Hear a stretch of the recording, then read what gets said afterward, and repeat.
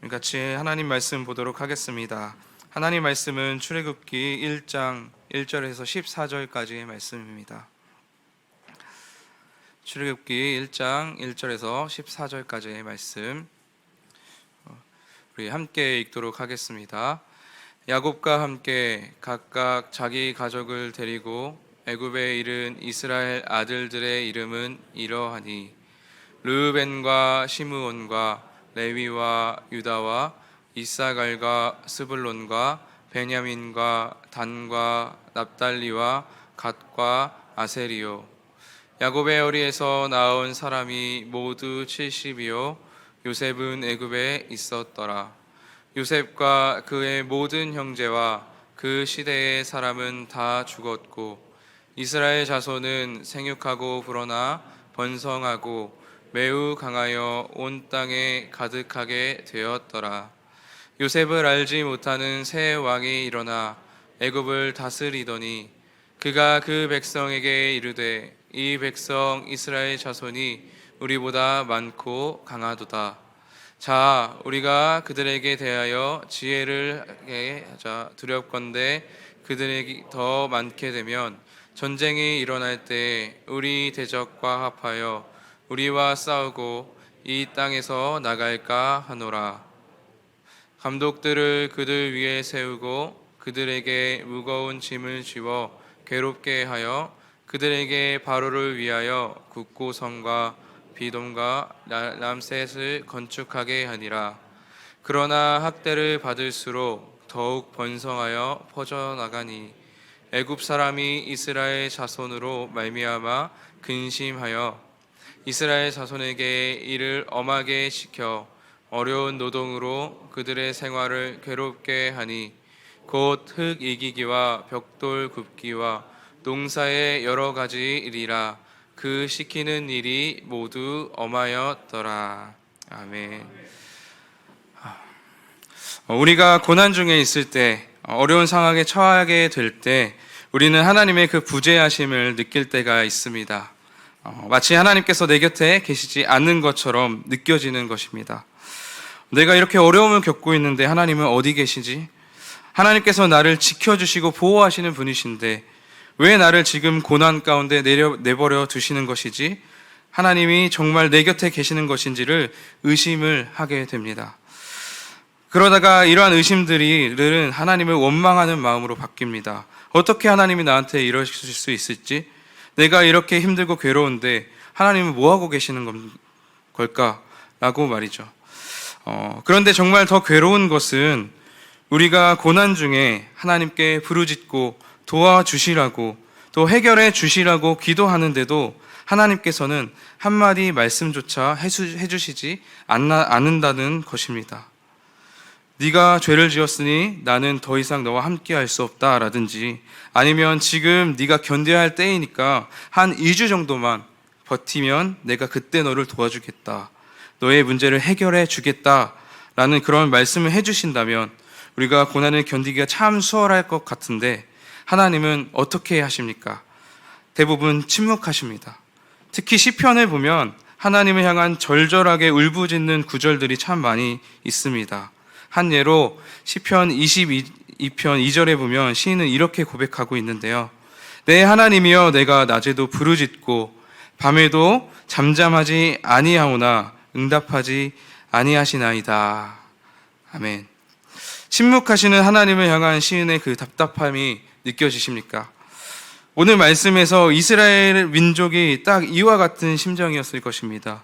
아브라함과 이삭과 야곱의 하나님이 우리를 떠나셨구나.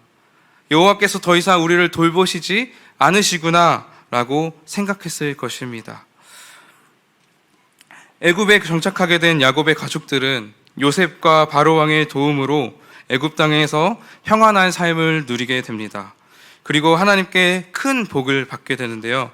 우리 함께 6절에서 7절 말씀을 함께 읽도록 하겠습니다.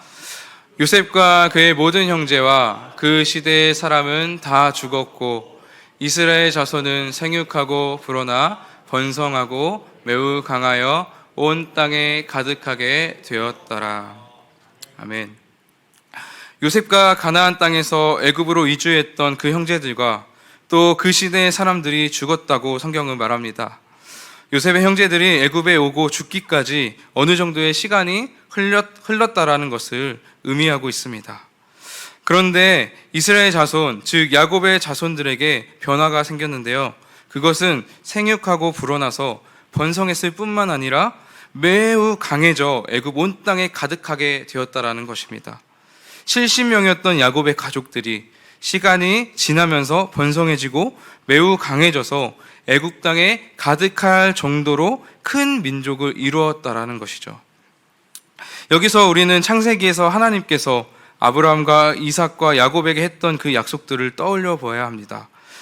우리 창세기 46장 3절 말씀을 함께 읽도록 하겠습니다. 하나님이 이르시되 나는 하나님이라 내 아버지의 하나님이니 애굽으로 내려가기를 두려워하지 말라. 내가 거기서 너로 큰 민족을 이루게 하리라. 아멘. 애굽으로 내려가면서 걱정하는 그 야곱에게 하나님께서 나타나셔서 말씀하십니다. 야곱아, 애굽으로 내려가기를 두려워하지 말아라. 내가 거기서 너로 큰 민족을 이룰 것이다 라고 말했죠. 그런데 7절에 보니까 하나님께서 야곱에게 약속하신 대로 정말로 그 야곱의 후손 이스라엘 민족이 큰 민족을 이루게 되는 것을 확인할 수 있습니다. 그것도 매우 강한 민족으로 말이죠. 하나님께서 야곱에게 내가 큰 민족을 이루겠다 약속하신 그 약속이 시간이 지나고 하나님의 때에 하나님 그 약속을 이루셨습니다. 이렇듯이 우리 하나님은 약속하신 것을 반드시 지키시는 분이십니다. 말씀하신 것을 하나도 빼지 않으시고 모두 다 이루시는 신실하신 하나님이십니다. 이런 하나님께서 우리의 하나님이 되십니다. 그리고 내가 믿고 의지하는 분이 바로 우리에게 약속하신 것을 지키시고 이루시는 분이십니다. 여러분의 삶 가운데 하나님의 약속의 말씀이 그대로 이루어지기를 기대하며 이런 소망 가운데 살아가시기를 주님의 이름으로 소망합니다. 축복합니다. 하나님의 강권적인 역사하심으로 이례적인 번성을 이루게 된 이스라엘 민족에게 위기가 찾아오게 됩니다. 우리 8절 말씀 함께 읽도록 하겠습니다. 요셉을 알지 못하는 새 왕이 일어나 애굽을 다스리더니 요셉을 총리로 세우고 요셉의 가족들에게 애굽에 살 수 있도록 땅과 여러 가지 도움을 주었던 바로 왕이 죽고 난 후 애굽의 새로운 왕이 왕위에 오르게 됩니다. 그런데 이 새로운 왕은 요셉을 알지 못하는 왕이었습니다. 그 말은 무슨 뜻이었을까요? 요셉의 인생을 인도하시고 보호하시며 바로 왕의 꿈을 해석할 수 있는 지혜를 주신 그 하나님을 알지 못하는 왕이었다라는 것입니다. 한마디로 하나님을 경외하지 않는 왕이라는 그 말입니다. 이 새로운 왕은 이스라엘이 어떻게 해서 애굽 땅에 와서 살게 되었는지, 이스라엘을 번성하게 하신 그 분이 하나님이시라는 것을 결코 알지 못했습니다. 그저 자꾸만 세력이 커지고 강대해지는 이 이방 민족인 이스라엘 민족이 눈에 가시였습니다. 거슬릴 뿐이었습니다. 계속해서 강성해지는 이스라엘 민족이 언젠가는 자신들을 위협할 존재가 될 것이다 생각하며 두려워했던 것입니다. 그래서 왕은 이스라엘 민족이 세력이 커지는 것을 막기로 결단합니다. 우리 11절 말씀 읽겠습니다. 감독들을 세워 그들을 위에 세우고 그들에게 무거운 짐을 지워 괴롭게 하여 그들에게 바로를 위하여 국고성 비돔과 라암셋을 건축하게 하니라. 애굽 왕은 이스라엘 민족의 강제 노역을 시킵니다. 그들에게 육체적인 고통과 괴로움을 주어서 인구가 늘어난 것을 막으려는 계획이었습니다. 이제 이스라엘 민족은 노예의 삶을 살아야만 했습니다. 이전에 요셉의 그늘 안에서 비록 이방 민족이었지만 나름 평탄하게 살아왔던 이스라엘 민족은 더 이상 그런 삶을 꿈꿀 수 없게 된 것입니다. 하루하루 고된 노역으로 인해서 힘든 나날을 보내야만 했습니다.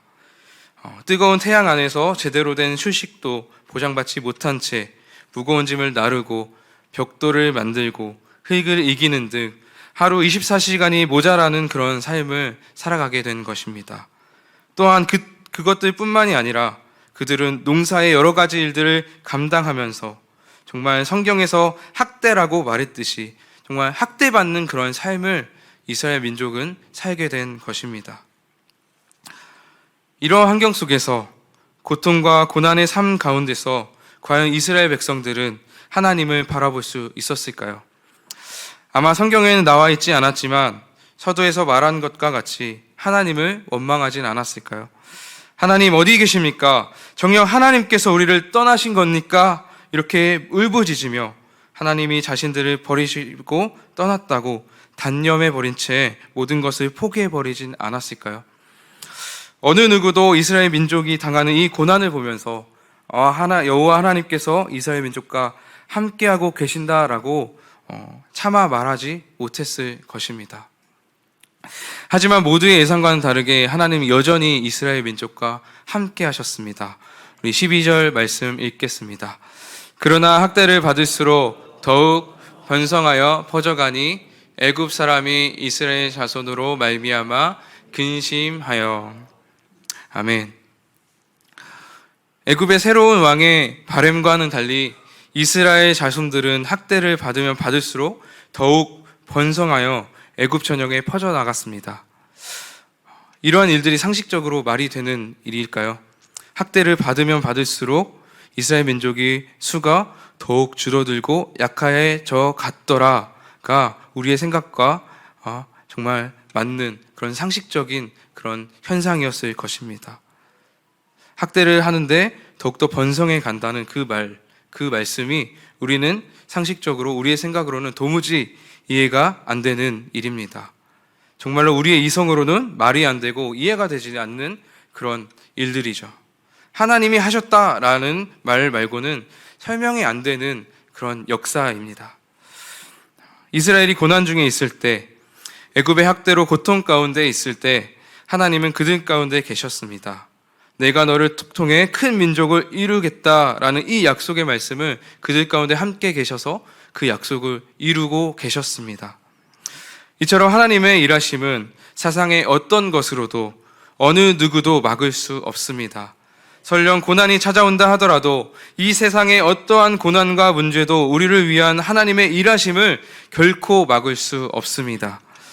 우리가 친구와의 관계로, 부모님과의 그 관계로 힘들어할 때에도, 아무리 공부를 해도 성적이 오르지 않아 절망할 때에도, 부모님 취업이 마음먹은 대로 되지 않아 낙심할 때에도, 질병으로 인해서 아파할 때도 하나님은 여전히 우리와 함께 계시고 우리를 위해서 일하고 계십니다.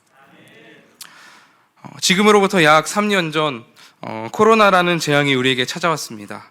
코로나로 인해 전 세계가 혼란에 빠졌고 우리의 일상 또한 무너졌습니다.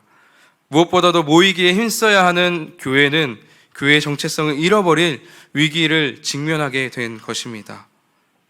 그리고 이러한 위기 또한 우리의 목원교회도 피해갈 수는 없었습니다. 그러나 지난 2년 반 동안의 시간을 돌아보면 코로나라는 고난 중에도 우리 목원교회를 위해서 일하셨습니다. 하나님은. 많은 교회가 코로나로 인해서 어려움을 겪고 있는 중에도 우리 교회는 단 한 번도 어떠한 문제도 겪지 않았습니다. 그리고 제일 중요한 그 예배를 쉬지 않고 끝까지 예배의 자리를 지켜냈습니다. 이렇게 우리 교회가 코로나라는 그 위기 속에서도 어떠한 문제 없이 무탈하게 지나갈 수 있었던 이유는 무엇입니까? 그것은 바로 하나님께서 우리의 목원교회를 보호하시고 예배의 자리를 지킬 수 있도록 일하셨기 때문입니다. 그뿐만이 아닙니다. 저는 이제 올해로 4년의 사역의 기간이 있습니다. 그 중에 코로나와 함께한 사역의 기간이 3년이 됩니다. 사역이 시작하고 1년 후에 코로나가 터지고 코로나로 인해서 제가 맡고 있는 그 부서 아이들의 얼굴을 매주 볼 수 없는 그런 상황이었습니다. 저의 심정은 참 답답한 심정이었습니다. 아이들의 얼굴을 보지 못하고 만나보지 못하고 함께 예배하지 못하는 이 상황이 너무나도 답답했고 사역자로서 정말 많은 큰 어려움들을 겪고 있었습니다. 그렇게 어려움을 겪고 그래서 지쳐 있었던 저에게 하나님은 어느 날 이런 마음을 주셨습니다. 재호야, 코로나가 정말 고난이니? 이러한 마음이었습니다. 코로나의 시기가 정말 너에게 고난의 시기일 뿐인 거니? 라고 말이죠. 그래서 저는 믿음의 눈으로 저의 주변을 살펴보기 시작했습니다. 코로나가 정말 고난과 재앙일 뿐일까? 나에게 정말 고난의 시기일 것인가? 이러한 물음과 함께 코로나로 인해서 나에게 감사한 것은 무엇일까?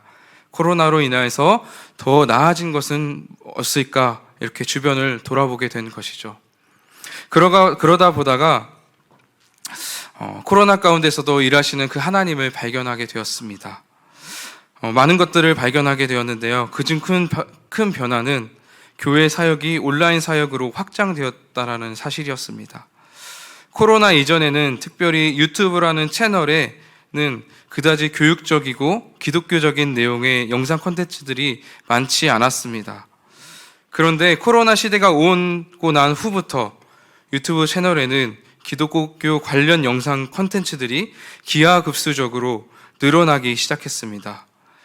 주일 11시만 되면 수천 개의 교회가 온라인 예배를 송출하게 되었고, 온라인 유튜브 채널을 통해서 우리는, 그리고 믿지 않는 자들은 온라인 예배를 통해서 예배를 경험하게 되는 그런 놀라운 그런 일들이 펼쳐지기 시작했습니다. 그뿐만 아니라 우리 또한 주일에만 교회에 나와서 정말 다양한 그런 기독교의 그런 활동들을 경험하는 것이 아니라 일상생활 속에서도 다양한 기독교 콘텐츠들을 통하여서 정말 하나님의 그 말씀을 듣고 또 정말 우리가 하나님을 생각하게 되는 그런 기회가 정말로 많아졌게 된 것입니다. 이처럼 세상의 것들로 가득 차 있었던 유튜브 생태계가 기독교 문화와 영상 콘텐츠로 채워져 가기 시작했던 것을 저는 발견할 수 있었습니다. 하나님께서 코로나를 통해서 온라인 문화를 완전히 뒤바뀌어 놓으신 것입니다. 이처럼 하나님은 재앙이라고 또 우리가 위기라고 생각했던 그 코로나를 통해서 이러한 고난 속에서도 우리를 위해서 또 우리 교회를 위해서 일하고 계셨습니다. 그런데 더더욱 놀라운 것은 하나님은 그냥 우리를 위해서 일하지 않으신다는 것입니다. 우리 함께 이사야 9장 7절 말씀 읽도록 하겠습니다. 그 정서와 평강의 더함이 무궁하며 또 다윗의 왕자와 그 나라에 군림하여 그 나라를 굳게 세우고 지금 이후로 영원히 정의와 공의로 그것을 보존하실 것이라. 만군의 여호와의 열심히 이루시리라. 아멘. 만군의 여호와의 열심히 이루시리라. 하나님께서는 하나님의 백성을 위해 일하시고 하나님이 약속하신 것을 이루시는데 그냥 행하신 것이 아니라 열심으로 이루신다라고 성경은 우리에게 말씀하고 계십니다. 온 세계를 창조하시고 모든 만물을 다스리시며 전능하신 하나님께서 그냥 일하셔도 다 이루실 것이 분명한데 이러한 하나님께서 우리를 위해서 열심을 내고 계신다라는 것입니다. 이러한 사실이 저에게 얼마나 큰 은혜가 되는지 모릅니다. 하나님은 고난 중에도 우리를 위한 계획들을 열심 가운데 이루시는 분이십니다. 그리고 이 여호와의 열심이 우리에게 소망이 되는 줄 믿습니다. 우리는 마지막 때를 살아가고 있습니다. 마지막 때는 믿는 자들에게는 고난과 인내의 때입니다. 이 고난의 때에 우리가 붙잡아야 할 것은 무엇입니까? 교회는 무엇을 붙잡아야 할까요? 친구입니까? 부모입니까? 아니면 돈입니까? 성적입니까? 양적으로 불어나는 부흥입니까? 그렇다면 우리는 무엇을 붙잡아야 합니까? 그것은 고난의 때에도 우리와 교회를 위해서 열심으로 그 뜻을 이루어 가시는 그 하나님을 붙잡아야 하는 것입니다. 신실하신 그 하나님을 믿는 그 믿음을 우리는 가져야 하는 것입니다. 여러분, 믿음은 다른 게 아닙니다. 믿음은 나의 모든 것을 포기하는 것입니다. 믿음은 나의 모든 것을 하나님께 맡겨드리는 것입니다. 비록 지금 나에게 하나님의 음성이 들리지 않을지라도, 비록 고난의 끝이 눈앞에 보이지 않을지라도 나의 생각, 나의 감정, 내 처한 상황과 모든 문제를 모두 다 내려놓고 이 모든 것들을 하나님께 맡겨드리는 것, 이것이 바로 믿음입니다. 하나님을 전적으로 신뢰하는 그 믿음으로 우리가 나아갈 때 고난 중에도 나를 위해 모든 열심으로 일하시는 그 하나님을 비로소 우리는 믿음의 눈으로 발견할 수 있게 될 것입니다. 이스라엘이 애굽에게 학대를 받을 때 하나님은 그들의 부르짖음과 눈물을 외면하지 않으셨습니다. 비록 그들 가운데는 하나님의 응답도 고난에 대한 어떠한 해결도 없었지만 하나님은 고난 중에도 약속을 지키시며 이스라엘 민족이 오히려 학대를 받으면 받을수록 더욱더 번성하는 그 놀라운 일들을 행하셨습니다. 그리고 수천 년이 지난 지금도 이스라엘 민족과 함께 하시는 그 하나님은 여전히 저와 여러분 가운데 함께 계셔서 우리를 떠나지 않으시고 우리에게 약속하신 그 언약의 말씀들을 지켜가고 계십니다. 우리에게 고난이 왔을지라도, 나에게 감당 못할 시험, 그 어려움이 찾아왔을지라도 하나님은 우리를 위한 그 일하심을 결코 멈추지 않을 것입니다. 저와 여러분이 고난 중에도 우리를 위해서 일하신 그 하나님을 신뢰하는 믿음을 갖기를 소망합니다. 나를 위해 지금도 이 순간에도 최고의 열심으로 우리에게 하신 그 약속의 말씀을 지키시고 우리를 향한 그 뜻을 이루시고 역사하시는 하나님이 나와 함께 하신다는 그 믿음을 가지고 한 주 한 주 살아가시길 주님의 이름으로 축복합니다. 아멘.